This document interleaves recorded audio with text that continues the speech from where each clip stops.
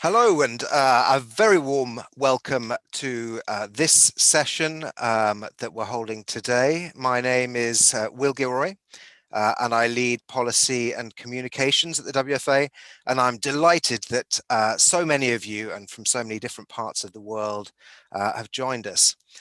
At the WFA, the single biggest question that preoccupies us at the moment is how brands and marketing can be a positive force for change post-COVID. Effectively, how can we build back better?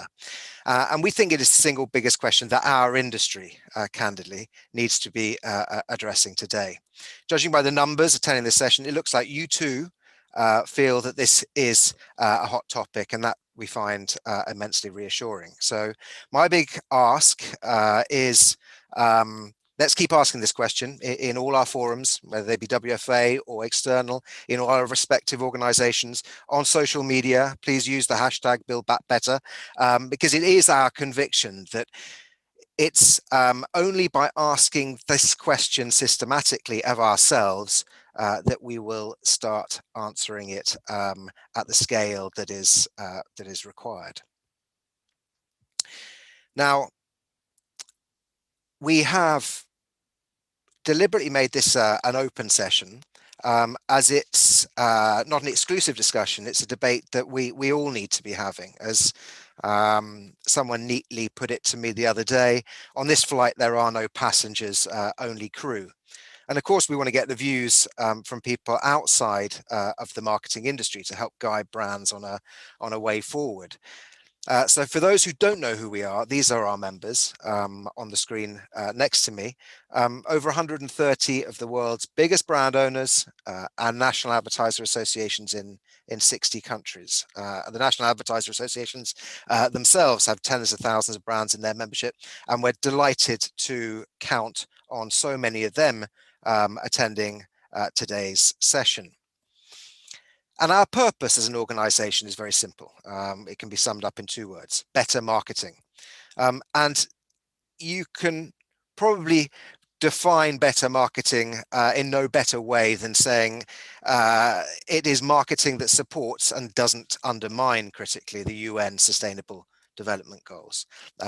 Today, we're going to hear how we think brands and marketing can help play their part in delivering on these specific sustainable development goals. So 6, on number 3, good health and well-being, 5 on gender equality, 10 on reducing inequalities, 12 on consumption, responsible consumption and production, SDG 13, climate action, SDG 16 on peace, justice and strong institutions. But let's be very candid here. Typically, many people don't naturally see us as, in the marketing industry or marketers, as natural bedfellows when it comes to achieving the Sustainable Development Goals. We know that people blame marketers for all kinds of things, whether it's advertising the wrong types of foods to children, or perpetuating or reinforcing stereotypes, funding harmful content, or just simply greenwashing, or just making people buy too much stuff. And let's be very honest, some of that criticism is justified. But we at the WFA have a very strong conviction that smart, modern marketing can be part of the solution. And that's what we hope to be exploring with you today. And by the way, it's going to be a conversation we continue to have at our flagship event, the Global Marketer Week. So do please join us there on April the 20th to 22nd. And at that event, we will be releasing results from a major piece of research that we're conducting on marketers' views on sustainability. Now, we have a terrific lineup of real thought leaders in this space for you today, and we're delighted to have them with us. And I will introduce to them one by one very shortly.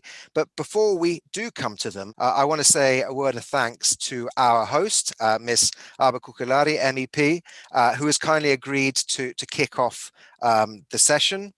Ms. Kukulari is member of the European Parliament for the Swedish Moderate Party. She serves on the Committee on the Internal Market and Consumer Protection and the Committee on Women's Rights and Gender Equality. She's also one of the most prominent and vocal members of the European Parliament on the issue of climate change, being the shadow rapporteur for the European Parliament's Towards a More Sustainable Single Market for Business and Consumers report. So she's the perfect person to be hosting us today. Ms. Kukulari, many thanks again, and over to you. Thank you very much, Will, for this very kind presentation. It's an honor to be here in your conference. I want to thank the World Federation of Advertising for letting me get this fantastic opportunity to be here, and that so many people have signed up and are joining us online. Besides working on how we can make the internal market of the EU, which is the biggest in the world, more sustainable, I'm just also going to start negotiating the new legislation on digital services in the EU, on how online marketplaces and social media platforms should handle content. I'm very much aware that a lot of people also looking into this conference is an international audience, but as you know, as a member of the European Parliament, my introduction here will be given in the lenses of Europe. But I think the context and the challenges that we are facing are universal and global by nature. So I'm sure that what I'm going to say today, I hope that it's also going to be relevant for everyone listening also in other parts of the world. We've just passed a very tragic milestone. It's now 1 year since the COVID virus started spreading rapidly across the world.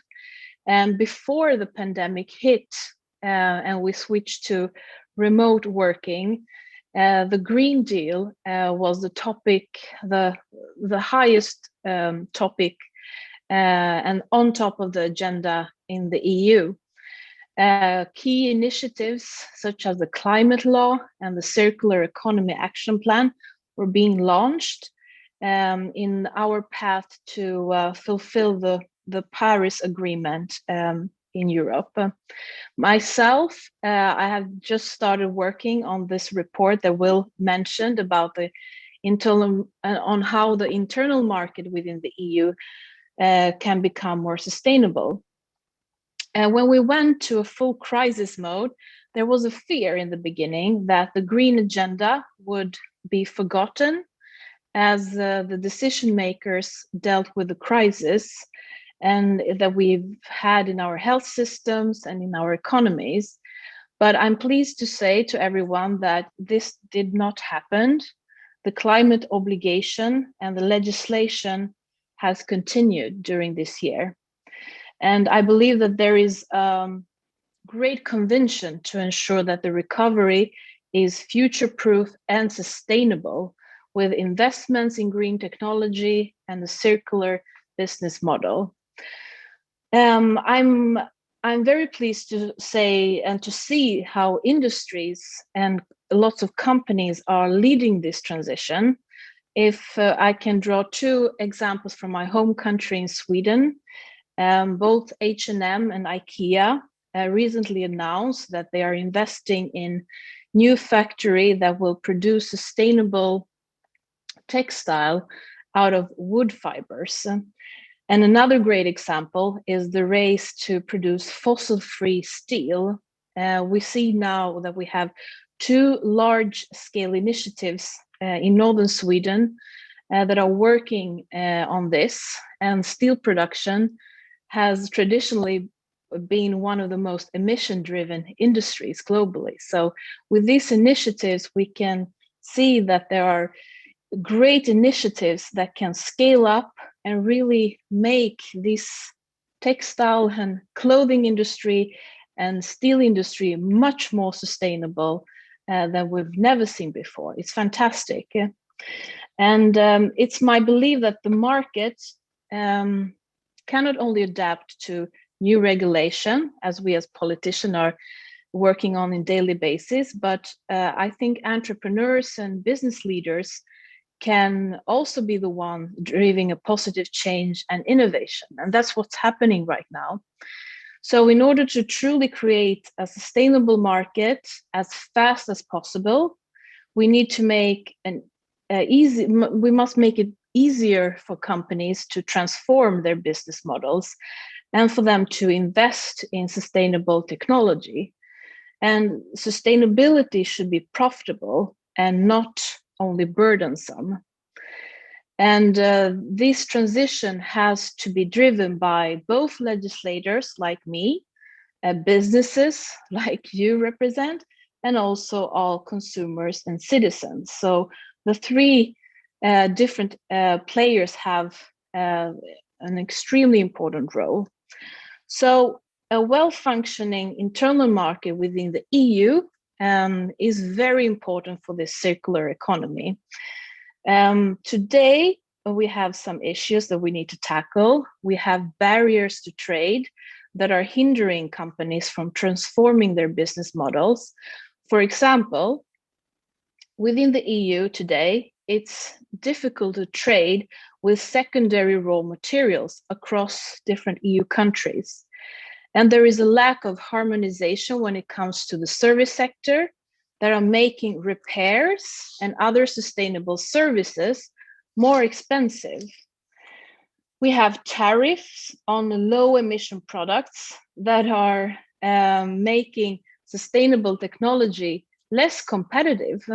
For example, the EU has a 10% import tariff on electric vehicles. So tariffs on climate-friendly products must be removed. With the right regulatory conditions, sustainability will be the most important competitive advantages for businesses today and in the future. So by utilizing the full potential of the market economy and of the capitalism, we can actually improve the quality of life for everyone while building a more sustainable circular society. I also believe that advertising and marketing has an important role to play in this green transition. I think the great turnout for this event shows that the advertisers and marketers also realize that business needs to rise to the challenge and be a positive force of change. Advertising is extremely powerful tool that can be used to drive a sustainable consumption, innovation, and make a better awareness among consumers. Unfortunately, not all my colleagues in the European Parliament share my view. While I believe in international trade, in international green trade, new technology and economic growth, these factors are extremely, crucial to this green transition. I see that my competitors in the European Parliament from the left see this as a threat. The advertising industry especially has received a very bad reputation in the European Parliament, where I see that the left-wing and green politicians across Europe are calling for bans on certain types of advertising and EU taxation on advertising. I don't really believe that this is the path forward. Instead, it would hamper innovation, competition, creativity, the positive trend that we now see in parts of the advertising industry. What you and many others are doing to drive the industries towards sustainability, this is what we want, and we should encourage this much, much more. I'm not saying that we don't need any regulation, but we need regulation that is targeted, effective, and proportionate.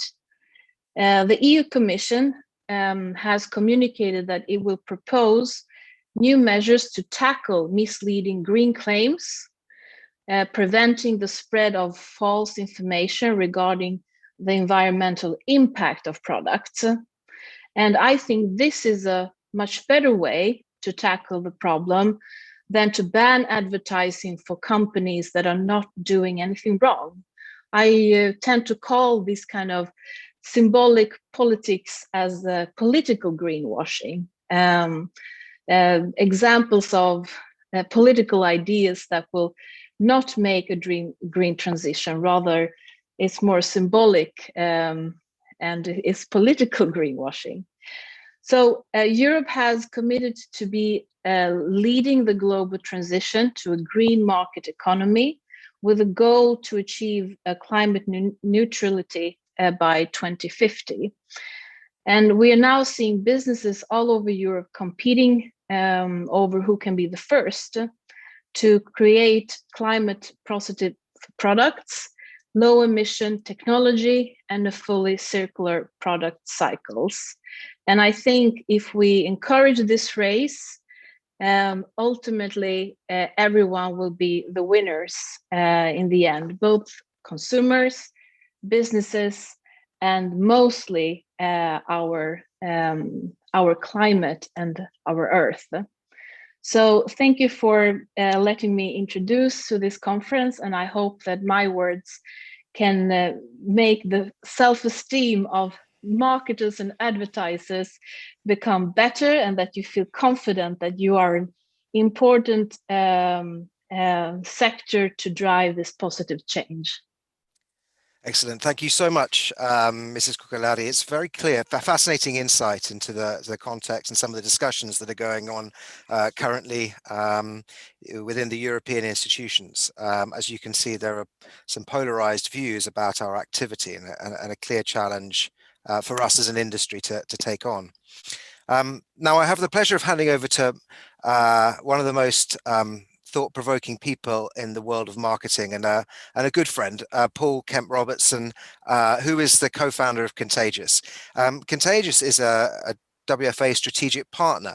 They're a strategic partner for creativity, and we think that we're going to need oodles of creativity and innovation if we are going to rise up to the challenge of the SDGs. Paul is always brilliant at identifying great examples from across the industry, which can help inspire brands and marketers to hit new heights in solving some of the challenges that we all face. So, Paul, take it away. Inspire our audience. Thank you, Will. So I'm just making sure you can see my screen. Excellent. Okay, thank you. And also thank you to the team at the WFA for inviting me. I think it's a really important event, as that contribution just proved. So my task, I think, is to set the stage for today's agenda. I'm going to be making a case that the marketing industry, indeed capitalism in general, needs to undergo a great reset.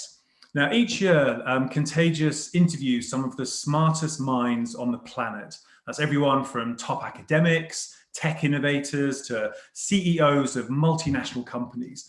And we ask them, what's the single biggest issue facing business over the next 12 months? And every year we tend to get an overarching theme that sort of dominates the responses. So far, we've had things like short-termism, a decline in trust, and the accelerating speed of change.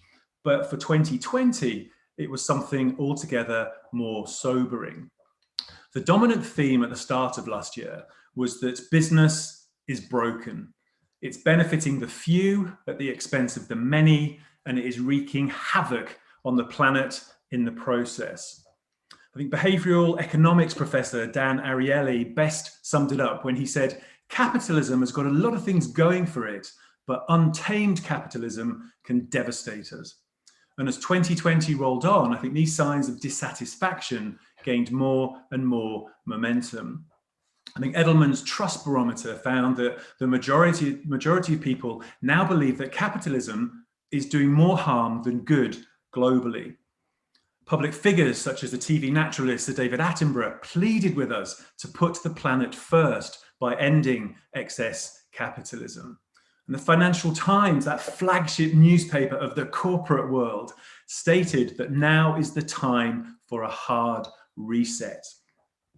So Larry Fink, the chief exec of the world's largest investment fund, BlackRock, wrote that the finance industry is about to be fundamentally reshaped.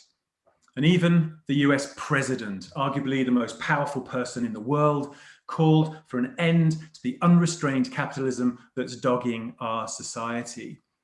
At a rally in Delaware, Joe Biden said, "It's way past time we put an end to shareholder capitalism." He said the idea that a company's only responsibility is in maximizing profits is an absolute farce. And if you need any more proof about the gathering momentum behind the post-capitalism movement, one of the most unexpected additions came from Pope Francis, putting out a statement saying that the magic theories of market capitalism have failed. He went on to say that the fragility of world systems in the face of the pandemic has demonstrated that not everything can be resolved by market freedom. So it would seem that church and state are aligned on this subject. At a meeting in June, the heads of the World Economic Forum, the IMF, and the UN met with a number of highly influential business leaders to discuss the reshaping of capitalism. And in their minds, the COVID-19 pandemic has created a once-in-a-generation opportunity to implement structural change, to move away from that dominant model of shareholder capitalism, where the sole focus is on creating growth and maximizing returns, no matter the cost,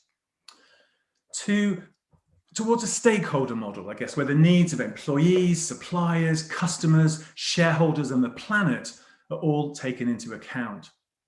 Now, if you work in the world of marketing, then that string of comments that I've just delivered should ring serious alarm bells for you, because we are often considered to be the poster child of rampant capitalism. We're tempting people to shop more, to buy more, to consume more, to eat more, to drink more. Nearly half of all global emissions come from producing and using everyday products. So it's hardly surprising that only 23% of UK consumers, for example, think that advertisers should keep encouraging people to consume, fly, and shop like they did pre-COVID. Although according to YouGov, only 9% of the public want society to return to normal after the pandemic.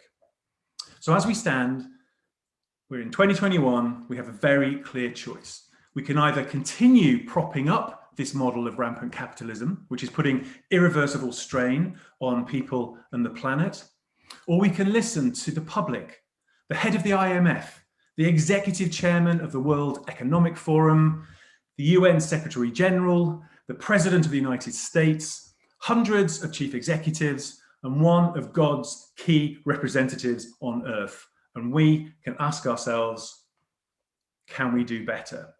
Now, I truly believe that we can, and I hope that the discussions that will follow my talk will persuade you likewise. Now, amid rising political polarization, mistrust in governments, and public spending cuts, I think more and more private companies have been taking on the responsibilities typically associated with public bodies. It's a trend that we described in the Contagious Commandments book as brand as NGO. This is brands filling in some societal gaps by providing resources, innovation, and expertise, and providing platforms for like-minded people to congregate around. And you think about Patagonia's heroic defense of the planet, or Ben & Jerry's fight for social and environmental justice. These brands were founded in the 70s, and they've behaved like NGOs ever since, setting an example for others to follow. And today, I think this behavior is more important than ever.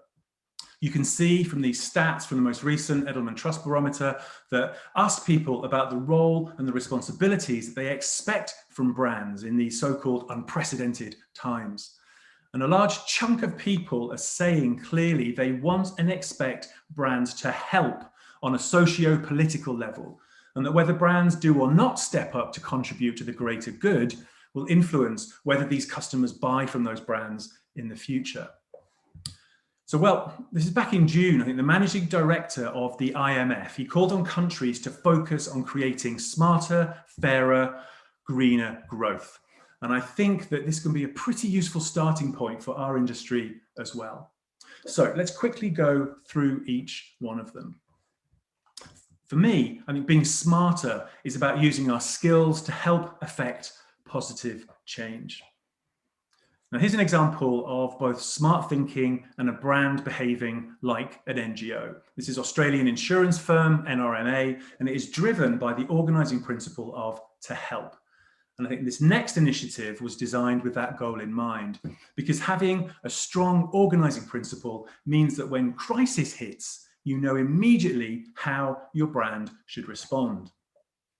In the face of ecological disaster, NRMA has become a voice of authority on how to stay safe.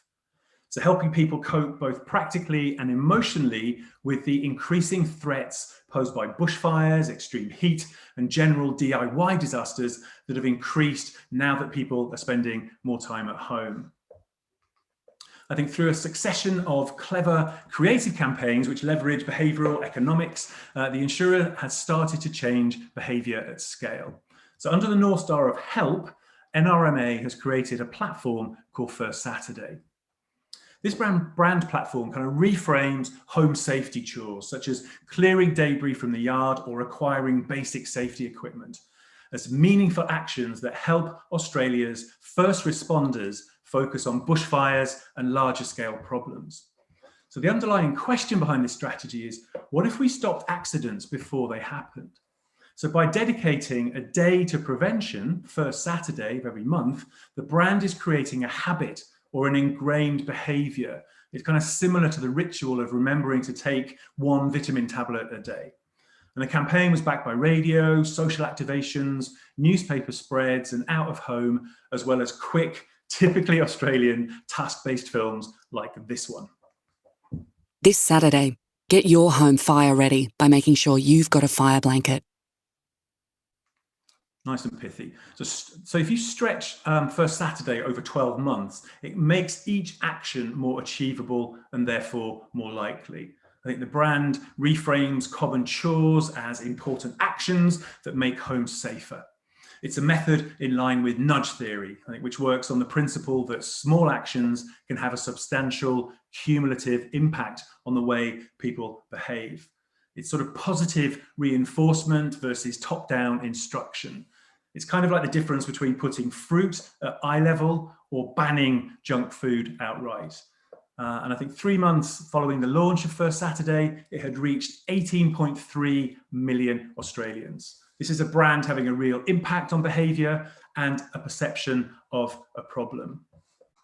Now, being smarter, I think, is also about using our talents to create better ways of doing things. So if you take IKEA, instead of joining the feeding frenzy that is Black Friday, the brand used that infamous shopping ritual to launch an entirely new program called Buy Back Friday. This let anyone sell their unwanted pieces of IKEA furniture back to the brand and receive up to 50% of the original price for it. IKEA then cleans it up and sells it on for a discount in a dedicated space within its stores. So this is smart, I think, for a few reasons. It's a clear representation of IKEA's commitment to sustainability. It creates a circular business model, but it also helps change perception of IKEA's furniture from sort of cheap, disposable items to things that potentially could last for generations. And finally, it also gives customers more purchasing options in store. This kind of win-win philosophy is exactly the approach that epitomizes a smarter way of doing business.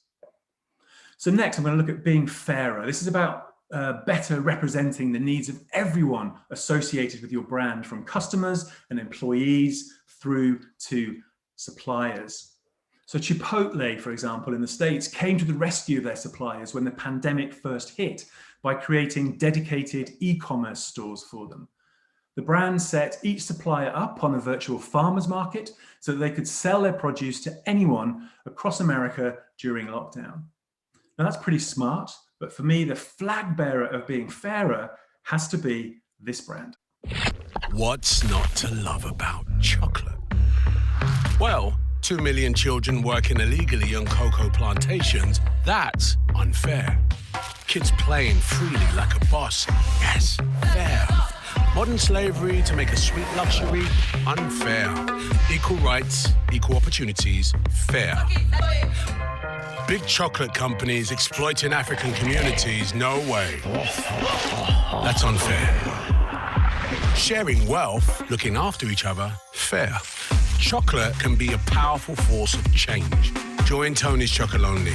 Make illegal child labour and modern-day slavery a shame of the past.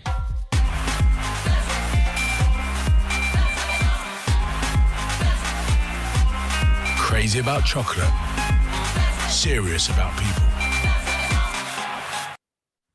So Tony's Chocolonely is clearly a company that understands fairness better than most. The brand pays 25% over the going rate for cocoa beans so that farmers can earn a living wage.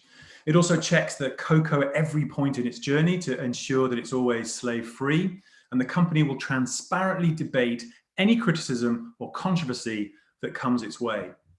And it's even designed the bar itself in uneven blocks to represent the inequality of the current cocoa trade in Africa. Now, this commitment to balancing growth with a fair, sustainable supply chain is paying off when it comes to the brand's profits, as you can see here. But it doesn't stop there. Tony's has also open sourced its entire approach and is calling all other brands, even its fiercest competitors, to adopt that approach too. Because Tony's doesn't only just want to help its own suppliers, it wants to help everyone working within the chocolate trade. This is a rising tide lifting all boats. And then finally, we come to greener, the main focus, I think, of today's session. I think the panel may end up disagreeing, but I think there's been a fair bit of progress over the past year or so. I think in June, for example, Unilever pledged to become carbon neutral by 2039. I think Amazon also added new companies to its climate pledge, which calls on members to be net zero by 2040. And even the energy giant BP committed to becoming net zero by 2050. But while these shifts require massive amounts of effort, we also know that more needs to be done now to prevent irreversible damage.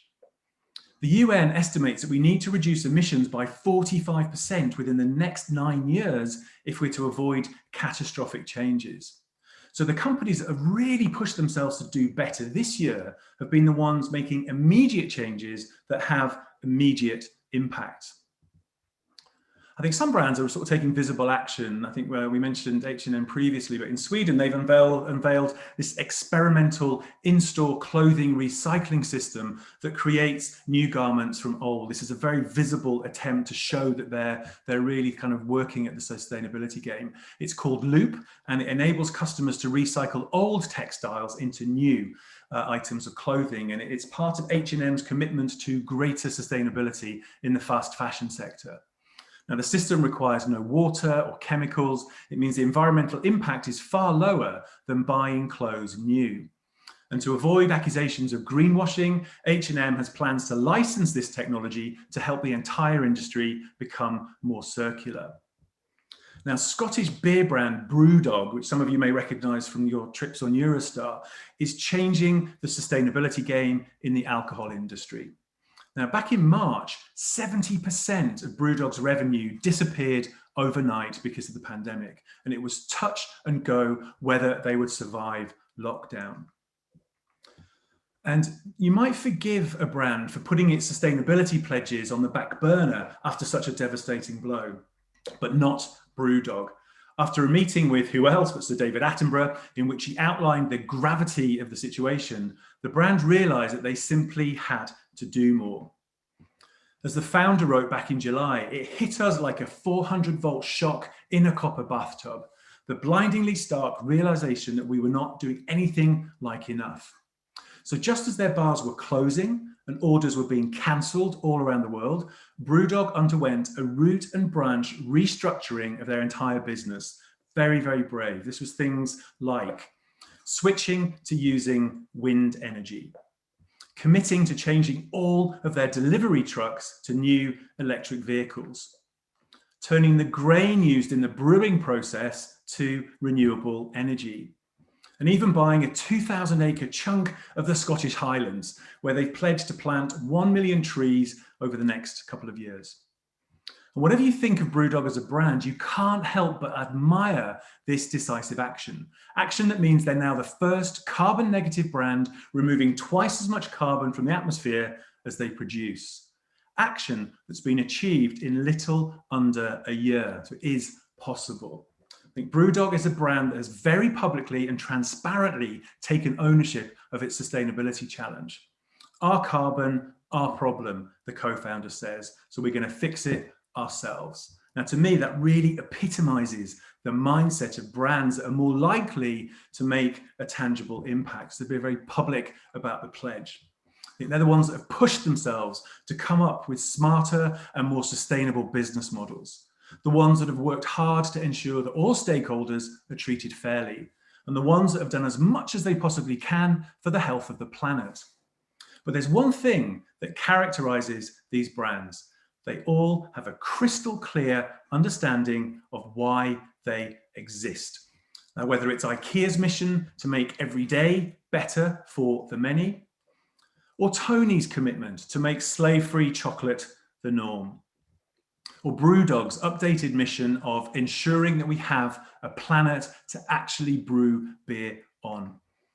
I think these brands have a clear organizing principle or a North Star that utterly articulates why they exist in the minds of their employees, customers, and stakeholders.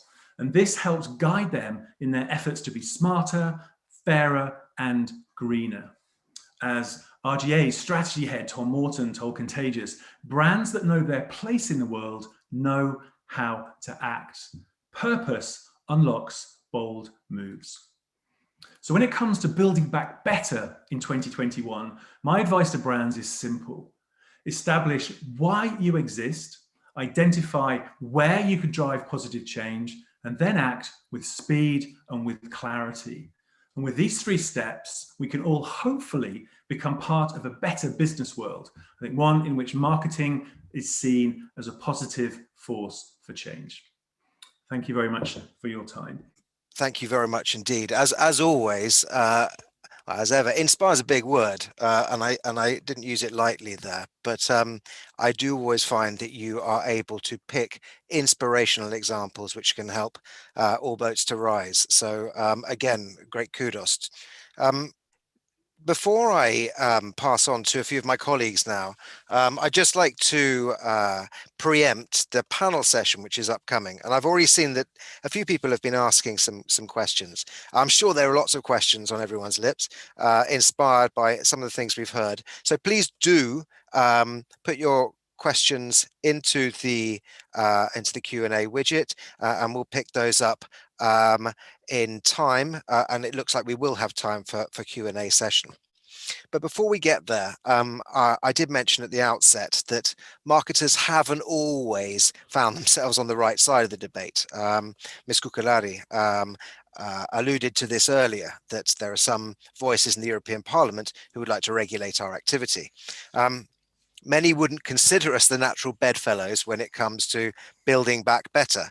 And very candidly at WFA, I think we know that some marketing continues to fall short when it comes to meeting people's and society's expectations.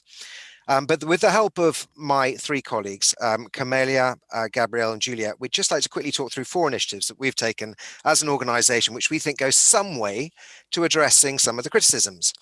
Leading brands are taking significant measures to champion diversity and inclusion, to address harmful content, and support rather than undermine healthy lifestyles. So first up, I'm going to ask Camelia to give us a bit more detail about what we're doing on the DEI front.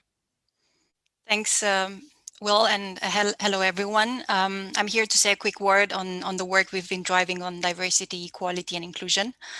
And I think it's an extremely important conversation to have, not least in light of the horrific hate crimes against the Asian American community in Atlanta earlier this week, which unfortunately followed many others.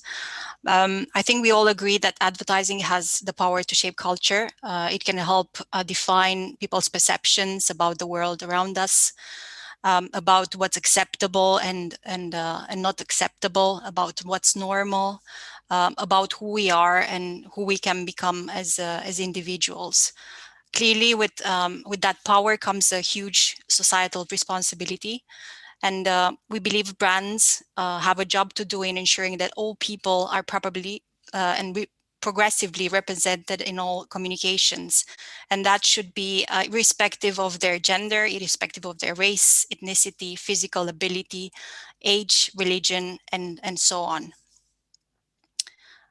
Doing what's right is not only good for society, there's a clear business case for change too. And there's this often cited Unilever stat showing that progressive ads from a gender representation perspective are 25% more effective. I'm sure that applies to progressive representations when it comes to other intersectionalities as well. Yet research shows us that we're still failing as an industry on our objective of being inclusive. As people still don't see themselves, their community of friends and family represented accurately in marketing communications. Now, as WFA, we are trying to bridge that gap. We've been partnering with UN Women on advancing gender equality through marketing for over 3 years. And last year, we launched a dedicated workforce task force charged with helping us launch initiatives which can drive greater inclusion and diversity in creative work, as well as internally in the workplaces. Now, the group has grown from around 12 to 15 passionate individuals when we launched 10 months ago to over 50 professionals representing brands, agencies, consultancies, industry associations, and our partners at the UN. The task force acts as a challenger for the industry to do more by looking for new opportunities and having tough conversations when needed. It's also helping us curate existing best practice, best-in-class examples and research, which can really help drive that much needed change. And here are just a few examples of guides put together with their support, which you can find on our website at wfanet.org/diversity. I think it's fair to say, to conclude, that we still have a long journey ahead of us, but we're 100% committed to playing our part. And we invite everyone on the call today to join us on this important journey. You have my email. You should have. I will share my email after the presentation, and please reach out to find out more about how to get involved. And I really look forward to taking this conversation forward with your support. So thank you very much. Thanks, Camelia. Hello, everyone. I'm Gabrielle. I'm here to provide an overview of what advertisers are doing to help address harmful content online. So advertisers are principal funders of the online ecosystem, with advertising revenues funding much of the online content and services that we can access for free or at significantly reduced rates, from search and social media websites to email services to independent and high-quality journalism. However, over recent years, advertising revenues have acted as financial incentives for the spread of illegal and harmful content, ranging from terrorist and extremist content to child sexual abuse material to COVID-19 disinformation and hate speech. This content has not only called into question the very fabric of society and democracy, undermining peace, electoral processes, and independent institutions, but it has also threatened individual physical and mental well-being. That's why in 2019, the World Federation of Advertisers, along with 16 of the world's biggest brands, joined forces with platforms, media companies, and other industry associations and set up the Global Alliance for Responsible Media, a cross-industry initiative aimed at driving more transparency in the placement of ads online, improving digital media safety, and ensuring that advertising spend does not fund the spread of illegal and harmful content. Since then, over 40 new brands have joined this uncommon collaboration, bringing up to a total of 57 major brands, and we now have all of the biggest platforms on board: YouTube, Facebook, Twitter, Snapchat, and Pinterest. So the Global Alliance for Responsible Media is working on 4 key areas of action. GARM, Global Alliance for Responsible Media, has developed standard definitions for 11 different types of harmful content to ensure harmonized enforcement of content moderation and monetization policies across all major platforms. These definitions are now fully integrated into platforms' content moderation policies. GARM has also developed harmonized reporting standards which address critical questions such as how safe is the platform for consumers, how effective is the platform in enforcing its content moderation policies, and how responsible is the platform in addressing errors. We can expect a first report by all the major platforms in April. Thirdly, as of April of this year, all major platforms will enable independent oversight of their platform's content moderation systems and reports to ensure they can be held accountable. And finally, advertisers need to have more control over where their ads are placed and next to what kinds of content. Platforms are currently in the process of implementing and developing adjacency solutions so that advertisers can have control over who is profiting from their ad spend.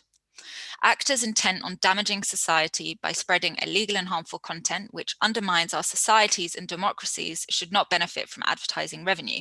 And we've made a giant leap forward by making sure that harmful content is removed from advertising supported platforms. We will effectively refocus the economic incentives on content and engagement which is safe and suitable for consumers, for brands, for the media industry, and for society.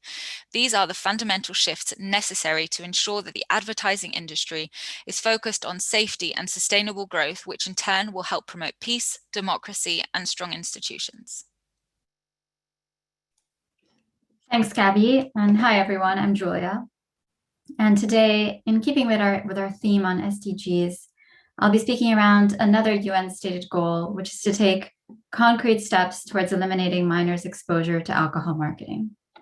So while industry is working at this on an international scale, today I'll be highlighting the Responsible Marketing Pact, which is a voluntary commitment at EU level, and which is to date the most advanced set of alcohol marketing self-regulatory guidelines in place. The Responsible Marketing Pact, or RMP, aims to limit the appeal of alcohol marketing to minors. And we do this through an exclusion list of over 40 elements which are considered primarily appealing to minors, and which should not feature in alcohol ads. So for example, ads shouldn't feature actors or celebrities who are under 25 and shouldn't feature music by an artist who appeals primarily to minors, to name two of these examples. The Pact also aims to reduce minors' exposure to alcohol marketing by ensuring that ads are only placed in media where the primary audience are adults. And it sets digital controls and safeguards to ensure that minors' online experience is free from alcohol marketing, including requiring that influencers age gate their alcohol branded posts where possible, so that only those over the legal drinking age can see them. This commitment is monitored every year, and we feel we're seeing results. In Europe, 99% of ads were compliant with the creative execution guidelines to limit the appeal of ads to minors. And globally, figures from Nielsen show that 0.11% of online ads are for alcohol products. This means that a minor would need to visit a URL 1,086 times before they might see an alcohol ad. Likewise, the UN has mandated that companies take measures to reduce the impact of marketing of unhealthy foods and non-alcoholic beverages to children. This is also being done at global level, but I'll be highlighting an EU commitment we have in this space. So the EU pledge is a voluntary commitment by food and beverage companies not to advertise products to children under 12 unless agreed common nutrition criteria are met. The commitment has led to a significant decrease in children's exposure to HFSS food marketing.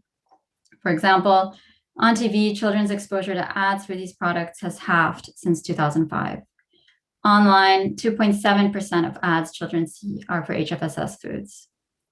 We feel that this is showing results, and we're glad that the commitment has been publicly recognized by 3 consecutive EU commissioners for health. We'll continue to work towards enhancing both of these commitments to ensure they evolve in line with societal expectations and, of course, as technologies change. And if you'd like to know more about them, please don't hesitate to get in touch with me. My email is on the slide, and you can also find it on our website. Thanks. On to you, Will. Thank you, Julia. Thank you, Gabrielle. Thank you, Camelia. Very clear overviews there of some areas where leading companies are taking their responsibility very seriously with initiatives which are properly scaled, measured, reiterated over time. Hopefully we'll see brands being a force for good in these sensitive areas. Now, we've done a miraculous job at staying on time, and that leaves plenty of scope for our panel and our panel discussion. So again, a quick reminder for all of you who'd like to put in questions, which we hope to be picking up in just 15-20 minutes or so. But it would be remiss of me not to go through and introduce our panelists today. And we're absolutely delighted to be joined by Patricia Corsi, who is the Global Chief Marketing Officer at Bayer. Patricia is of Brazilian origin, but I believe based in Switzerland, from our conversation pre the call. We're also joined by Rupen Desai, who's the Global CMO at Dole. He's based out of Singapore, so kudos to him, because it must be approaching 11 o'clock at night there, and obviously working for a US company. Stephen Kehoe, who is President and CEO Asia Pacific at Edelman. Now, Stephen is a Brit, but formerly actually WFA Deputy President when he was at his time at Visa, but now with APAC responsibilities based out of Washington. And last but not least, Helena Laurent, who is the Director General of Consumers International, another Brit, married to a Frenchman, I believe, but based in Switzerland. So quite an eclectic, and at least we're doing our DEI bit for our panel. Without further ado, let me pass it over to Patricia, and then we're going to hear individual introductions from each of the panelists before we turn it to a Q&A. So Patricia, over to you.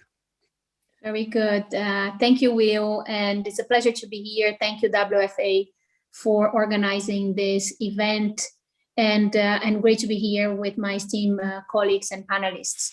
So the first answer is very simple, yes. So you have asked a question, do I think marketing has a positive role to play? The answer is very clear to me, yes, it does. Unfortunately, if I look in the past decades, marketing and brands have not been in the best spot possible. I remember some data recently pre-COVID that brands have never been in such a low level. I think it was the worst low levels of trust with the consumers. Actually, when we start looking at some of the data, by the way, that I've seen from Paul the other day from Contagious, there is a really clear need now of consumers looking at companies and corporations post-COVID, and at this phase that we are, on the road that we have as corporations, as marketing, to help to build better, to build this next better. But look, I think there is a reason why brands and marketing has never been in such a low situation. And it has a lot to do with some of the things that have been happening in the past. Some brands, they overused and abused in terms of marketing to drive excess purchase and excess consumption. Personally, I don't like generalizations, and I do believe that there is something magical when brands do the right thing. And I think we all, when we think about the brands that nail it and they do it right, I think we all have similar brands in our heads. The problem is when one brand does it wrong, we also have it in our head, and it also brings all of the rest that is doing good backwards, because trust is something really, precious. And when you lose in one brand, there is a chance that you start doubting the others. But look, marketing can be really in the center of this positive change when done authentically and genuinely. The problems arise when marketeers start looking at purpose and the sustainable development goals as a way to counteract low growth. So the first question there is really be thoughtful about why you are doing it. And I think this is the first step to not do something wrong. Personally, in my job, so I'm heading global marketing and digital for Bayer Consumer Health, and I believe that there is an enormous force for good. In our case, we're in the health segment, and just to give you two examples on the role that we think and we believe that we have to play, I think one of them is education. there is a very, very big level of doubt in consumers and lack of trust on information. So brands can be this reliable partner for consumers and for people. And one example is one program we have in Brazil right now that is called Vagina Academy. And this is all about helping women to take better care of their intimate health, facing and getting rid of taboos that will allow them to live their best lives. And this is something that, you cannot correlate directly to a product, because we are talking about, younger women to older women. But we believe as a brand, this is the role that we have to play. Another example is with another product we have in Australia called Elevate. It's a vitamin for pregnant women. We believe there is so much that we can do to help the people that we serve on this new adventure that is to have a baby, and the joys and the challenges. And we have created a network for support. And this is a couple of things that we can do from an educational point of view, from a support point of view. And these are things that are intrinsic to the nature of the brands. The brands should be created to help people to live greater lives. I have to say that I advocate for a more balanced view of the world and consumption. As a Brazilian living in Switzerland, as Will said, I think sometimes we tend to generalize consumption from a very privileged way.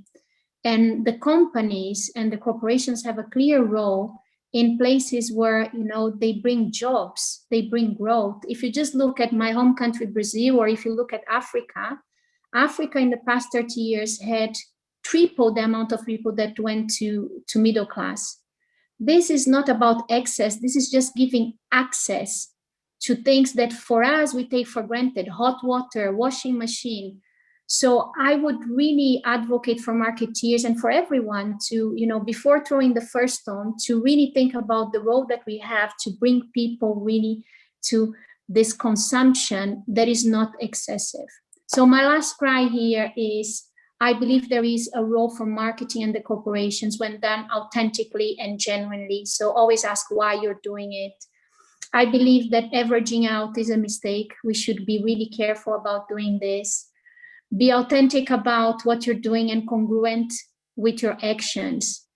And I believe that marketing, we can disproportionately cause a positive impact in the world. So over to my next colleague. It's always nice to go after Patricia. She knows I'm a big fan of hers. And after great presentations from Paul and Patricia, it's great to be talking about this. And the title of this subject is a bit rhetoric, given that it's a bunch of marketeers talking to marketeers about marketing, and a question of, can marketing be a force for good? But if we go 2 days back to what happened to the Danone CEO, and that's one of the questions that was also asked in the Q&A, it does beget a question of, can marketing be a force for good? And is a force for good a good measure by which companies' success is measured by? And it's my belief that marketing can be a force for good if the good is baked inside the business model. So there's a lot of conversation around Simon Sinek's golden circle and the why, and that is important. But it is important for companies to look at the what and the how. What we grow, how we grow it, how we package it, how we bring it to consumers, how consumers consume it, the waste it leaves, are all asset points where we have, as marketeers, as businesses, the ability to pack the good in the business model. The what if we don't pack, when we don't bake the good in the business model, is marketing will become a veneer. It'll become an advertising brief. It'll become a PR brief. It'll become the right tab of the CSR budget. And we know what happens to that in a bad quarter. On the positive side, when we bake good into the business model, when purpose becomes profit and profit becomes purpose, people, planet, and prosperity all thrive together. And not like today where one of them always thrives at the cost of each other.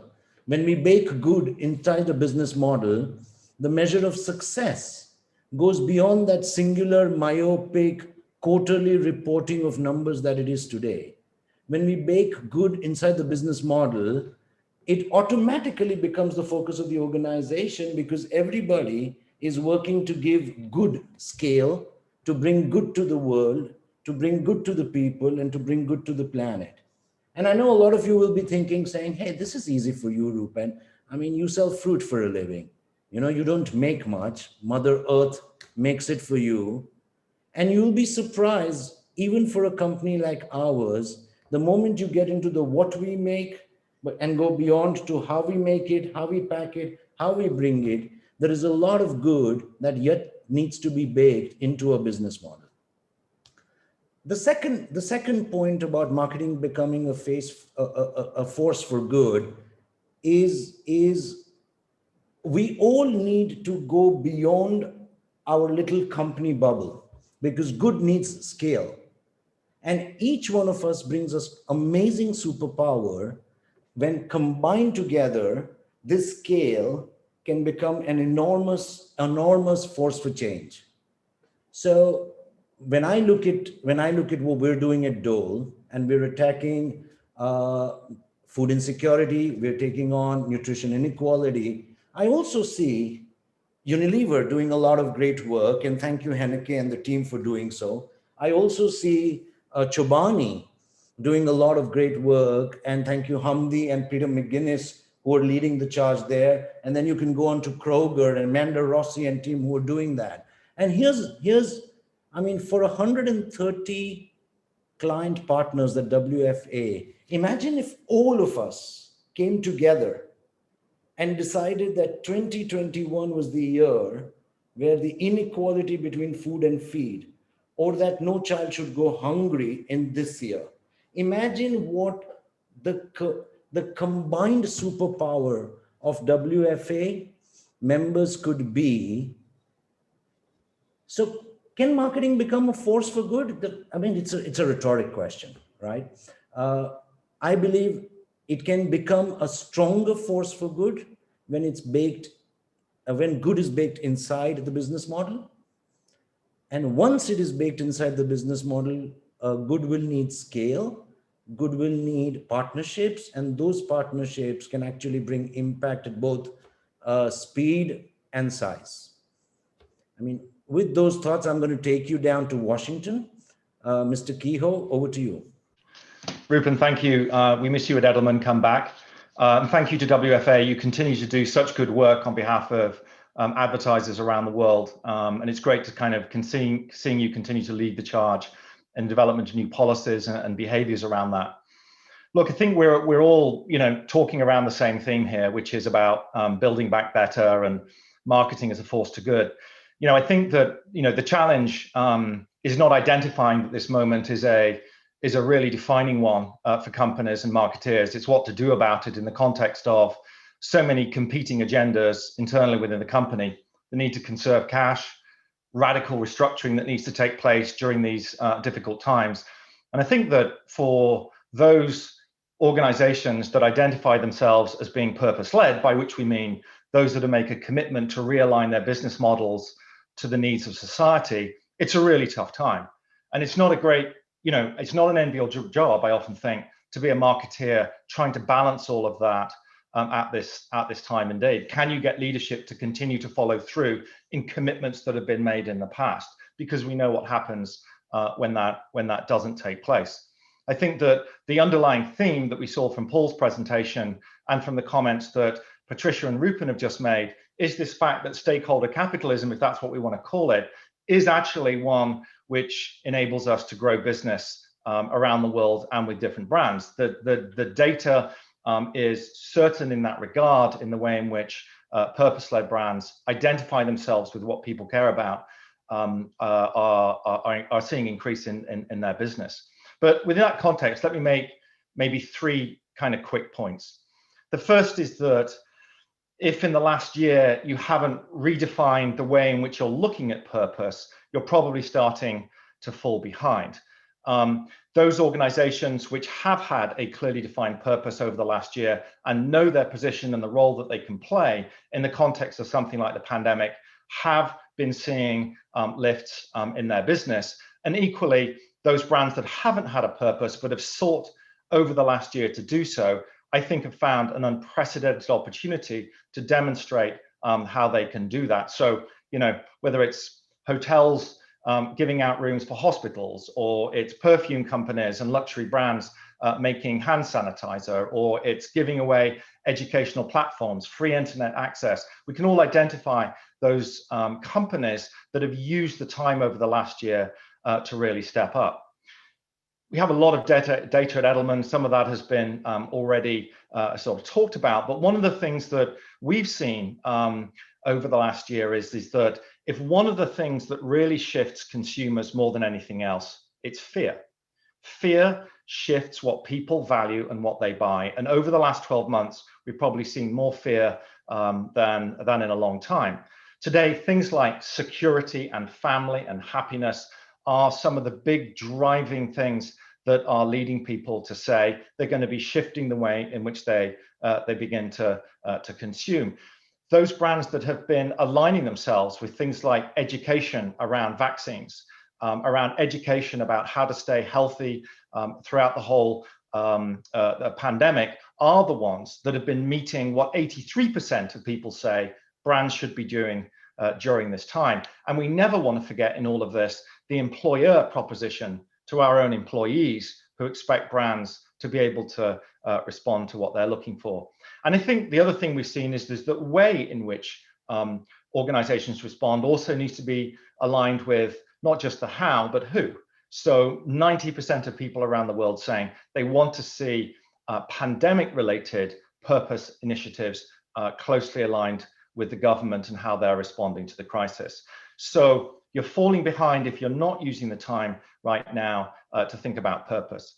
The second point I'd make is that the concept of belief-driven buying, which is something Edelman, other firms have been looking into detail over the last couple of years, has really transcended from what used to be a millennial sort of rich person preoccupation to one that's now transcending all income groups and all age groups around this. 60% of people now say that they intend to buy based on their beliefs, and it's changing mindsets. So, you know, I think this now covers all brands from what we're seeing. It's not just B2C, it's B2B. We think about people who are buying, procurement within companies are also placing an emphasis on this. And the fact is that over the last year, we have seen a 7% increase, a 7-point increase in people buying brands based on their response to the pandemic. And those that are perceived to be putting consumer safety first have seen an uplift of 31 points in people's stated intention to buy over the last year. The final point, or the third point I'll make, is just one, I think, really about the paradox in it all. And I think there are two of those. The first is that the more brands that are entering the purpose space, the harder it's becoming, the higher the bar is being raised, and the more difficult it is, or the more easy it is to get it wrong. It's no longer about taking simply a stand on issues. We've all seen brands that are doing that. It is the follow through. If purpose is the intersect of changing and realigning your business and even realigning the category with a view to addressing one or more societal issues, then brands that are now seen to be falling short on that are the ones that get called out more quickly. So it's dangerous territory to walk into if you don't do it right. I think the second paradox is the fact that people's stated intention to change their behavior doesn't necessarily always follow through into what they actually do. The rise of, the domination of e-commerce coming in, convenience has now, I think, become a really key value that consumers place on these things. And right now, I think we're still waiting to see the realignment between the click and buying something on Amazon, and then that following through into thinking about, is that the best thing that I could have done in order to be able to do this. With Amazon focusing, I think, on convenience, definitely responding to a key consumer value. So what do you do in all of this? I think, well, the fact is that, I think there is a formula. It starts with imagination and process and ends with business commitment and getting buy-in from your employees. At Edelman, we've been sort of thinking about a now, near, and next formula process for doing this. Now are the things that could immediately be taken to be addressing what your employees and consumers are feeling about the context of the pandemic. Near is about coming up with short-term solves and other solutions about how people are feeling about the future in their buying. And then next really is at the heart of the whole agenda. It's how you think about moving forward and adapting your long-term purpose strategy. So plenty to talk about. I think there are lots of paradoxes as well as good works and solutions to lie down. So I will end there and hand over to Helena, who will join the debate from the perspective of the consumer's voice. Let's see if that's working. Hello, everybody. So my name's Helena. I am speaking to you from Switzerland, as Will introduced, and joining you from the perspective of consumer rights. We are an NGO, a network of organizations that focus on consumer rights and consumer advocacy in 100 countries around the world, and therefore talk to consumers in places as far-flung as Uruguay and Uganda, Chile to Chad to China, where consumer rights play a part in the growth of a safe, fair, and sustainable economy for everybody. I think it would be really good to start off with why it's so important for a reset. Why are people so looking for a change in the way things work? And perhaps it's worth flagging that while a quarter of the S&P 500 have made net zero commitments by 2050 or so, we're not quite sure what that entails. And we're not quite sure whether that will meet the UN goal. At the same time, atmospheric CO2 has now risen to 50% above pre-industrial levels. When it comes to plastics, Pew calculated that all of the commitments out there will contribute perhaps 7% of a change in the amount of plastic that goes into the ocean. The ISPEN network of regulators recently looked at 500 online sites and found 40% of greenwashing amongst the brands. Influence Map in 2019 showed the extent of lobbying by companies, especially among automotive makers, whilst they were marketing the launch of electric vehicles. And these examples tend to fuel the fear that marketing and advertising will not help us reach the 17 Sustainable Development Goals in the time frame we have. So I think this is an old conversation, but one that is really essential to take to heart, because as a marketer, as an ex-marketer, marketing comes from a love for the consumer, an interest in the consumer, a love of turning an idea and putting it into reality in the marketplace, a comfort level with meeting targets, with facts, with making a connection. And therefore, I would agree that marketing and marketers, perhaps more appropriately, can create the Build Back Better phenomenon. Now, it requires, however, a revolution in the way marketing is done, in the role of marketers, so that the brand promise is reflected across the entire organization, in the measures that are applied to marketing and to marketers, so that ESG flows through. It requires a change in the tools. It requires a change in the framing from just responding to consumers to a leadership role where we care for consumers. I'd like to suggest that perhaps the concept of consumer rights can be a helpful one, because it's one which unites us as opposed to divides us. I wonder how many of the marketers on this call have heard of consumer rights or discussed them, or realize that World Consumer Rights Day happened this week. Consumer rights are based in the concept of consumer protection. They're enshrined at the United Nations and signed up to by countries around the world. And if you don't know what consumer rights are, I strongly recommend that you take a look, because they are about consumers belonging in the marketplace and acting as actors in the marketplace with rights and responsibilities.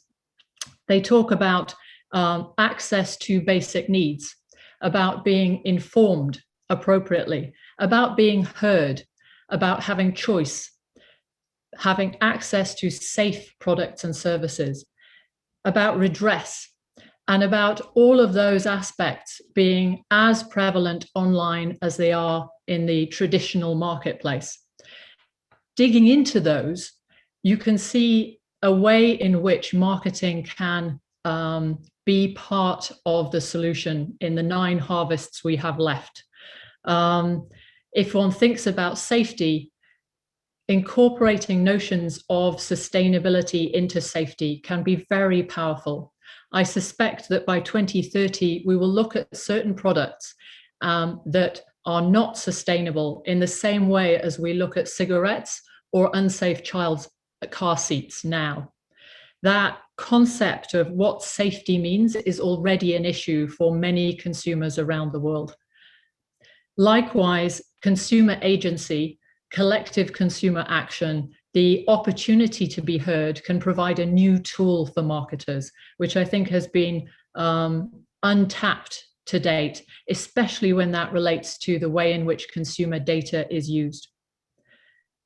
I think the last point would be, as we've used much WEF terminology here, perhaps if you look back at a 2012 report, which was about how marketers can mainstream sustainable consumption, it reflected that often external pressures are needed to make the change.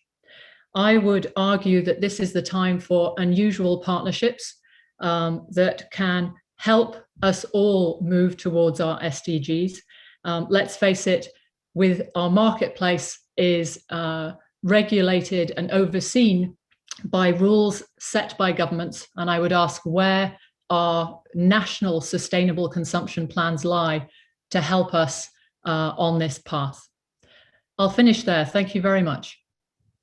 Terrific. Thank you very much indeed, Helena. So I'm going to ask all the panelists to come back there. I mean, there's a fascinating insight at the end there, which I noted down to myself, Helena, which is we should be taking a poll of whether marketers are looking into whether they're formally looking at consumer rights when they're developing their own marketing strategies and execution. I think that's a really interesting insight.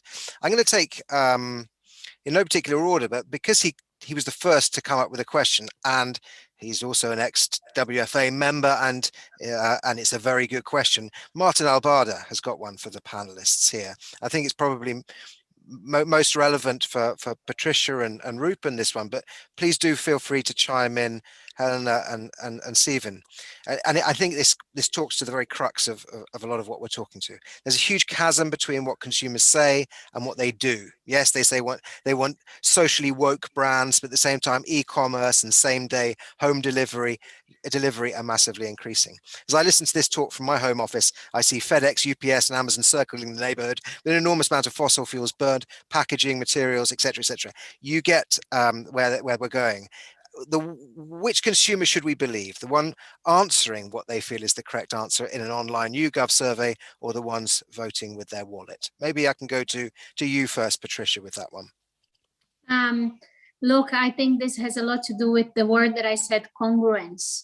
And sometimes you talk about the consumer like it's another being from another planet, right? So it's us sitting in our home offices today, some in their offices, us buying things and getting things from Amazon, UPS, and FedEx.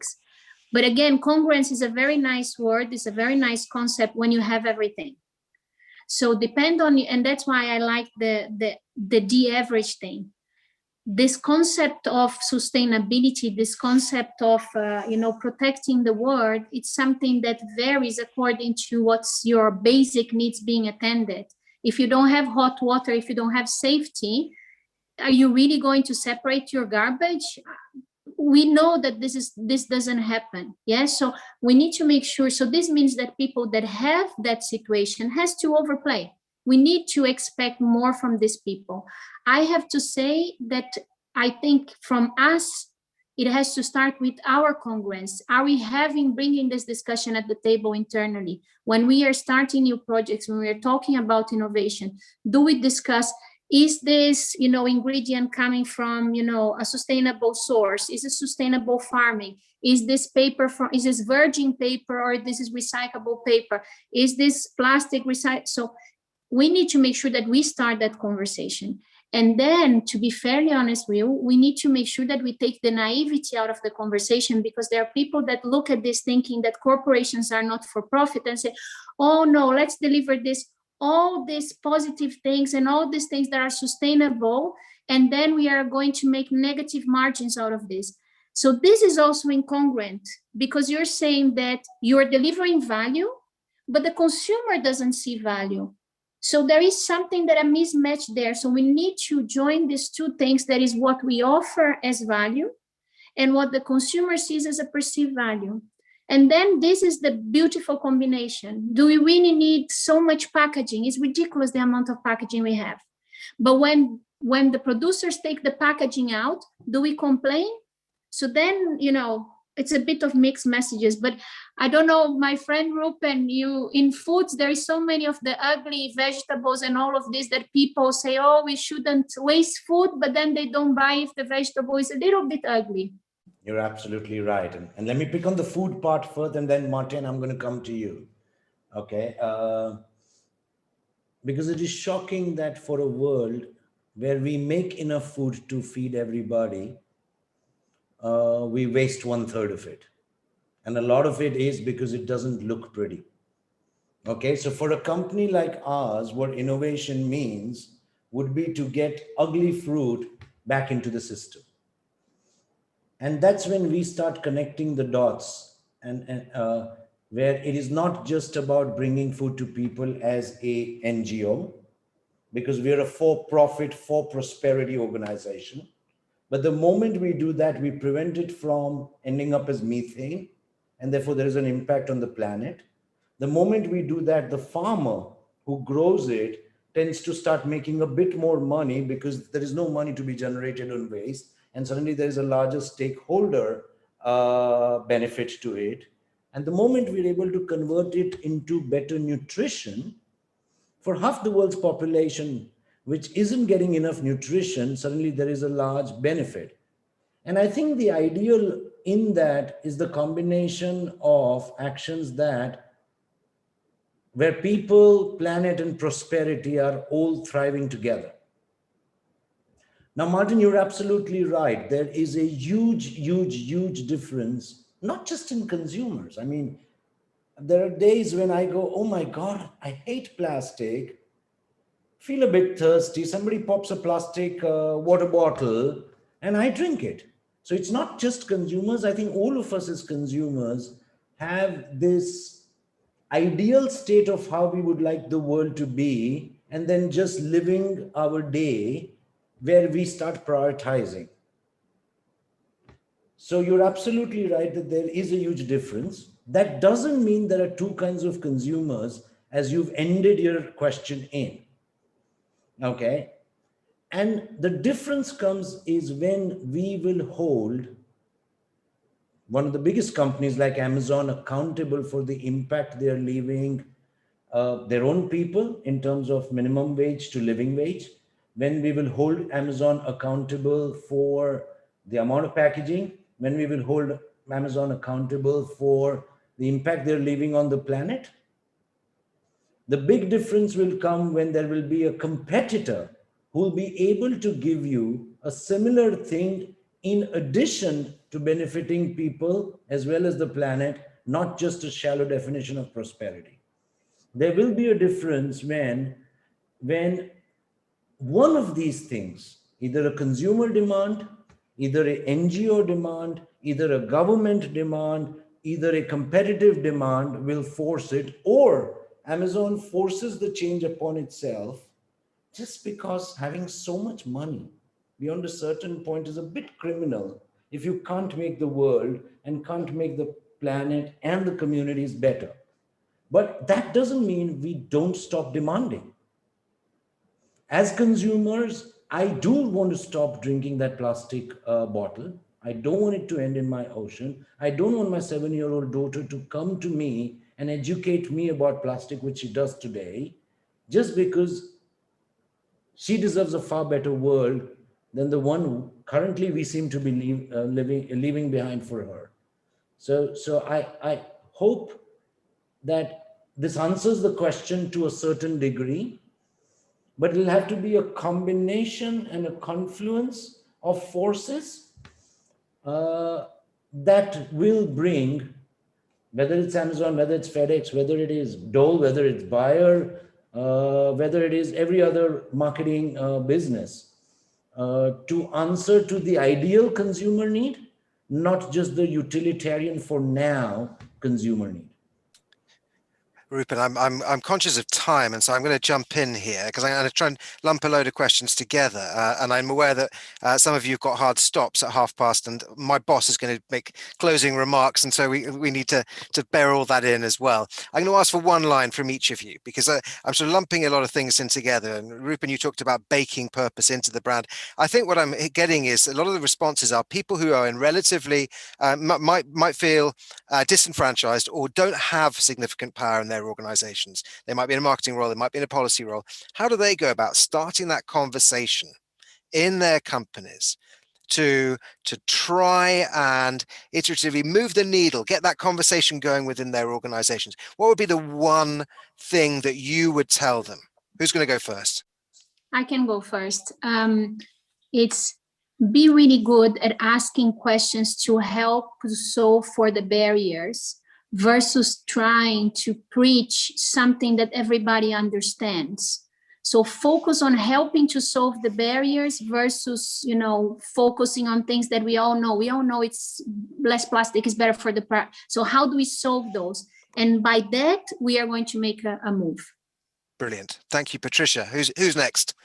I mean, I'll add the point that it's just building on that. I think that, the role of the marketeer is to look to the future, is to figure out this debate we just had about what consumers actually do versus what they say they were going to do. In my view, and our research would say, that's just a lag more than anything else. They will catch up. Look to the future, figure out where they're starting to go and bring that data to the table. And then the other quick thing I'd add into that is really key, and we've seen this in terms of brands thinking about where they think they should take a stand on an issue. Pick your lane and be authentic to it. Don't try and be everything to everybody. Thanks, Stephen. Helena, do you want to go next? Sure. I just maybe on the intent question, I would just imagine that it was any other product. If somebody said to you, I intend to buy your product, you'd be beating down their door in trying to find out how to solve all of the problems so I can turn my intent into action. The issue there is that it can be quite difficult because of all of the things we saw before, actually picking apart the bits of the packaging to work out which parts can be recycled if it's going to get recycled. So these are just problems to overcome, and we can do this. In terms of the one thing, I just think of my teen kids and, the existential crisis that they're facing. And we talk about the sort of, how the next generation will solve this. This is for us to solve. This is for us. And it is a problem for people with creativity and with bravery and with a sense of community to solve. So we can do it. Great call to action. Thanks, Helena. Rupen, do you have a final word on that?